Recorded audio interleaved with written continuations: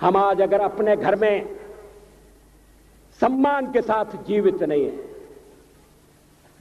तो इसके लिए परकी इतने दोषी नहीं है। दोष हमारा अपना है।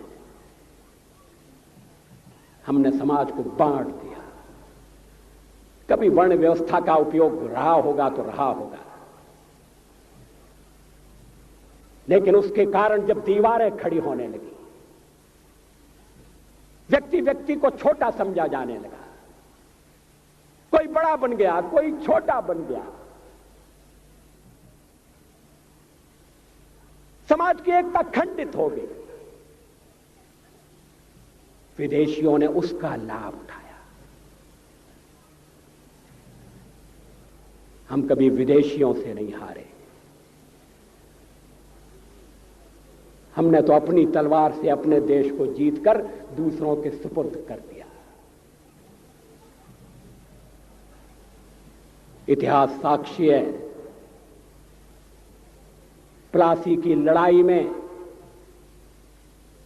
जितने लोग मैदान में लड़ रहे थे उससे ज्यादा लोग मैदान के बाहर खड़े होकर तमाशा देख रहे थे, लड़ाई का परिणाम सुनने की प्रतीक्षा कर रहे थे। देश के भाग्य का निर्णय होने जा रहा था, मगर उस निर्णय में सारा देश शामिल नहीं था। विदेश मंत्री के नाते मैं अफगानिस्तान गया था। आपको सुनकर ताज्जुब होगा। अफगानिस्तान के अपने मेजबानों से मैंने कहा मैं गजनी जाना चाहता हूं, गजनी। पहले वो मेरी बात उनकी समझ में नहीं आई।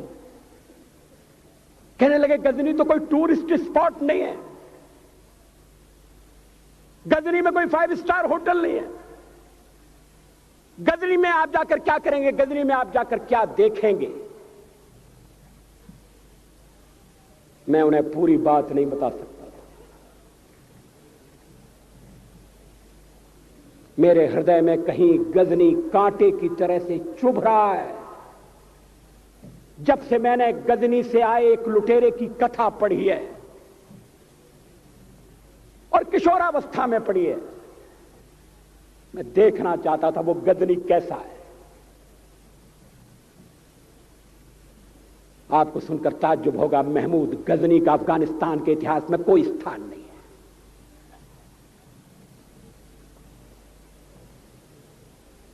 गजनी छोटी सी जगह है, छोटा सा गांव है।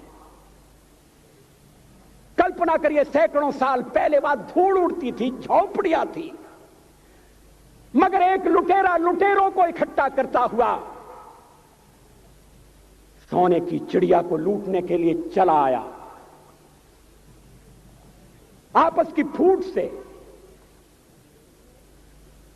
जो राजा है वो लड़ेगा,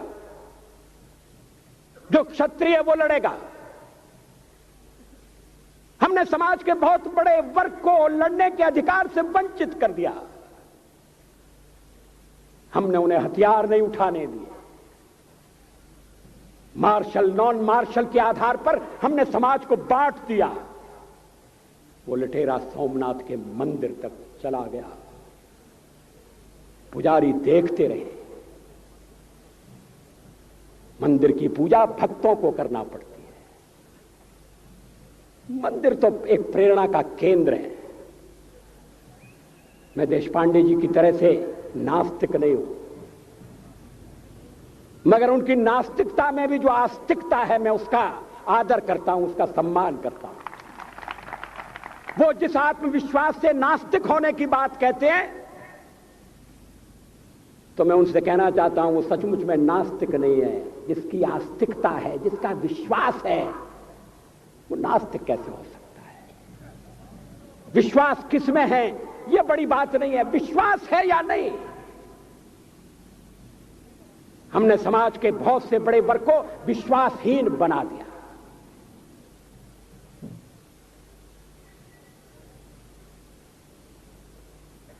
लोगों ने हथियार नहीं उठाए, वेद पढ़ने के दरवाजे बंद कर दिए। इसलिए हम पादाक्रांत हुए। अफगानिस्तान में मैंने एक बात और देखी। मुझे जिस होटल में ठहराया गया उसका नाम था कनिष्क। अफगानिस्तान एक मुस्लिम देश है। मुझे बड़ा ताज्जुब हुआ। मैंने कहा कनिष्क यहां कहां से आया? तो मेरे साथ अफगानिस्तान के विदेश मंत्री थे। मैंने कहा कनिष्क आपका कौन लगता है? कनिष्क से आपका क्या संबंध है? कहने लगे कनिष्क हमारा पूर्वज है, कनिष्क हमारा पुरखा है। He was one of our forefathers। मैंने कहा तब तो हमारे आपके पुरखे एक हैं। अफगानिस्तान के लोगों ने उपासना पद्धति बदली है, संस्कृति नहीं बदली। आज के भारत के परिवेश में यह सुनने के बाद थोड़ा विचित्र लगता है। हमारे यहां तो धर्मांतरण के साथ राष्ट्रांतरण होता है, ऐसा दृश्य दिखाई देता है। पड़ोसी देशों में ऐसा नहीं हुआ। अभी राम जन्मभूमि का मामला चल रहा है। एक विदेशी आए, कहने लगे ये राम जन्मभूमि का क्या झगड़ा है? हमने कहा इस पर विवाद हो रहा है कि श्री राम कहां पैदा हुए थे, और जहां पैदा हुए थे वो स्थान उनके मंदिर के लिए प्रयुक्त किया जाए या न किया जाए। वो इंडोनेशिया से आए थे, वो मुसलमान है।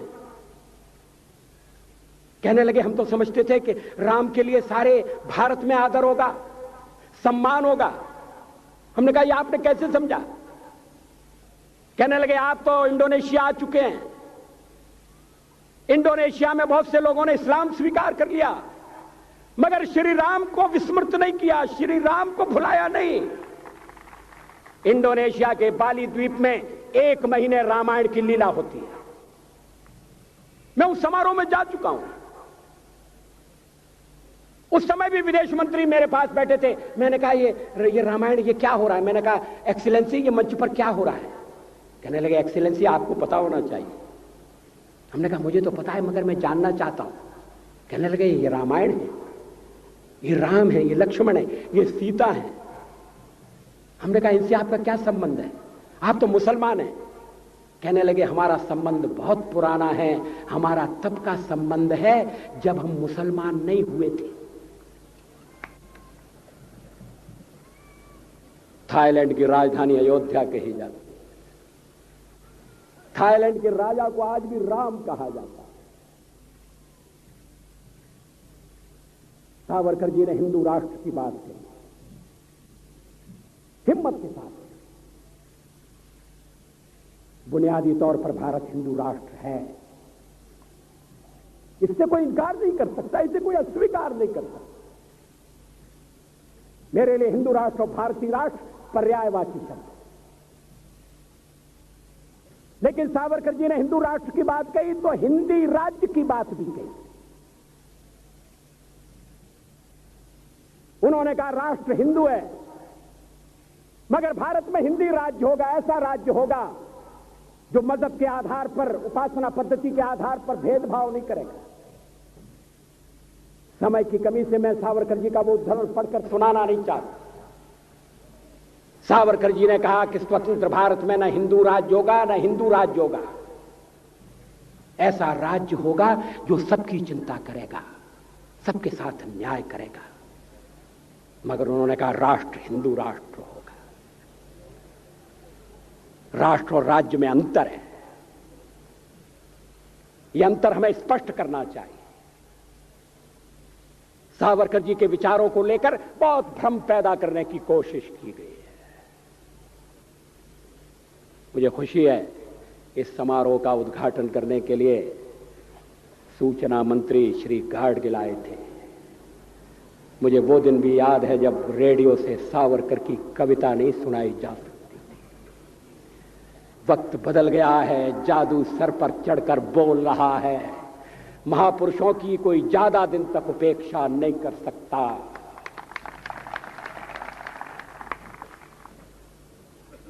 राजकारण की वजह से सावरकर की उपेक्षा हुई। सावरकर का हमने सही मूल्यांकन नहीं किया। मैंने तो बहुत कम उम्र में सावरकर जी को देखा था, सुना था।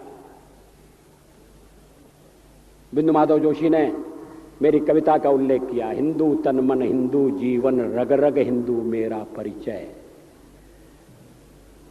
ये मैं 10वें दर्जे में पढ़ता था, उस समय की लिखी हुई कविता है। लोग कहते हैं वो कविता लिखने वाला वाजपेयी अलग था, जो राजकारण करने वाला वाजपेयी वो अलग है। इसमें कोई सच्चाई नहीं है। मैं हिंदू हूं ये मैं कैसे भूल सकता हूं? किसी को भूलना भी नहीं चाहिए। मगर मेरा हिंदुत्व सीमित नहीं है, संकुचित नहीं है। मेरा हिंदुत्व हरिजन के लिए मंदिर के दरवाजे बंद नहीं कर सकता। मेरा हिंदुत्व अंतर प्रांतीय, अंतर जाति, अंतरराष्ट्रीय विवाहों का विरोध नहीं करता। हिंदुत्व सचमुच में विशाल है। मेरा हिंदुत्व क्या, हम तो एक कण की तरह से हैं, सावरकर जी एक पर्वत की तरह से। हम लोग तो एक बिंदु हैं, सावरकर सिंधु की तरह से। मगर कण में भी, बिंदु में भी वही गुण है, वही क्षमता है। सावरकर जी को हम समझने का प्रयत्न करें। सावरकर जी की विचारधारा का विश्लेषण करें। सावरकर जी के चिंतन के बारे में हम अनुसंधान करें और सावरकर के संदेश को घर घर तक, व्यक्ति व्यक्ति तक पहुंचाने का प्रयास करें। मुझे खुशी है यह समारोह इसी निमित्त हो रहा है कि सावरकर घर घर तक पहुंचाए जाएं।